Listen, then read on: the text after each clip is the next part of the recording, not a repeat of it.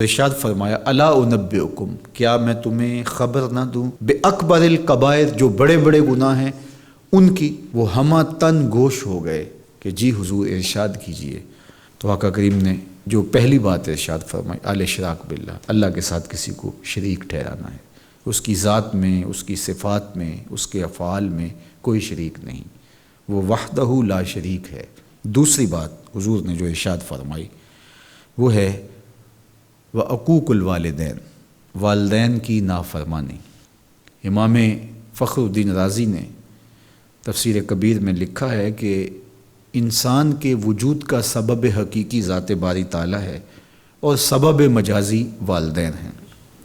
تو اس لیے گناہوں میں جو بڑے گناہ ہیں، اکبر الکبائر جو ہیں، ان میں سے دوسرا بڑا گناہ اللہ کے محبوب علیہ السلام نے عقوق الوالدین کو بیان فرمایا۔ تو والدین کے ساتھ حسن سلوک کرنے کی ہمیں تلقین کی گئی، اور یہ شریعت اسلامیہ کا ہم سے تقاضا ہے۔ اور ویسے بھی اولاد اگر طبعاً فطرتاً شکر گزار ہو تو وہ ہو ہی نہیں سکتا کہ وہ اپنے والدین کی نافرمانی کرے۔ اللہ کے محبوب علیہ السلام نے ایک موقع پہ ارشاد فرمایا کہ ملعون من سب اباہ، ملعون من سب اباہ، وہ شخص لعنتی ہے جو اپنے ماں باپ کو گالی دیتا ہے۔ تو کتنی سخت مذمت کی گئی اس شخص کی جو والدین کی نافرمانی کرتا ہے۔ ایک موقع پہ حضور علیہ السلام نے فرمایا رغم انف ثم رغم انف ثم رغم انف، 3 مرتبہ فرمایا۔ اس شخص کی ناک خاک آلود ہو، پھر اس کی ناک خاک آلود ہو، پھر تیسری مرتبہ فرمایا اس شخص کی ناک خاک آلود ہو۔ تو قیلا من یا رسول اللہ صلی اللہ علیہ وسلم، عرض کی یا رسول اللہ کس کی ناک خاک آلود ہو؟ تو آقا کریم علیہ السلام نے فرمایا من ادرک ابویہ عند الکبر احدہما او کلیہما فلم یدخل الجنہ، جس نے والدین کو، ایک کو یا دونوں کو، بڑھاپے میں پایا اور جنت میں داخل نہ ہو سکا، اس شخص کی ناک خاک آلود ہو۔ اور یہ تیسری بات ارشاد فرمانے سے قبل حضور نے تکیہ چھوڑ دیا تھا۔ حضور ٹیک لگائے تشریف فرما تھے، لیکن جب حضور یہ بات ارشاد فرمانے لگے فجلسا وکان متکئا، تو حضور بیٹھ گئے اور حضور نے تکیہ چھوڑ دیا، اور حضور نے فرمایا الا وقول الزور، سن لو، تیسری چیز جھوٹی بات کرنا ہے، جھوٹ بولنا ہے۔ تو یہ ہے اللہ کے محبوب علیہ الصلاۃ والسلام کا سخت تاکید کرنا جھوٹ سے اپنی امت کو بچانے کے لیے۔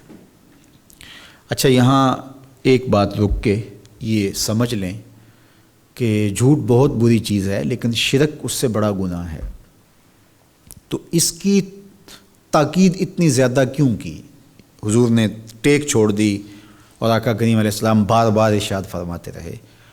تو اس کی وجہ یہ ہے کہ شرک کو بڑا گناہ سارے سمجھتے ہیں۔ اسی طرح ماں باپ کی نافرمانی ہر شخص سمجھتا ہے کہ یہ بہت بڑا گناہ ہے، اور اگر کوئی شخص ماں باپ کا بے ادب ہو، گستاخ ہو، تو لوگوں کی نظروں میں بھی وہ گر جاتا ہے کہ یہ برا شخص ہے کہ ماں باپ کے ساتھ بدسلوکی کر رہا ہے۔ تو یہ 2 گناہ ایسے ہیں کہ جو لوگوں کو اچھی طرح معلوم ہے، لیکن عمومی طور پہ جھوٹ بعض معاشروں کے اندر یوں رچ بس جاتا ہے کہ اس کو عیب نہیں سمجھا جاتا۔ اس لیے حضور نے اس پر خاص تاکید کی اور ٹیک چھوڑ کے آگے بڑھے، اور پھر بار بار ارشاد فرماتے رہے کہ اس کو چھوٹا نہ سمجھنا۔ جس طرح اکبر الکبائر میں شرک ہے، اکبر الکبائر میں عقوق الوالدین ہے، اسی طرح یہ بھی اکبر الکبائر میں شامل ہے کہ کوئی شخص جھوٹ بولے۔ تو جھوٹ بولنا یہ اللہ کی ناراضگی کا سبب اور ذریعہ ہے۔ تقریباً 200 قرآنی آیات جھوٹ کی مذمت اور جھوٹ سے بچنے کی تاکید اور ترغیب میں ہیں، اور سینکڑوں احادیث جھوٹ کی مذمت میں اور جھوٹ سے دامن کو بچانے کی تلقین پر مشتمل ہیں۔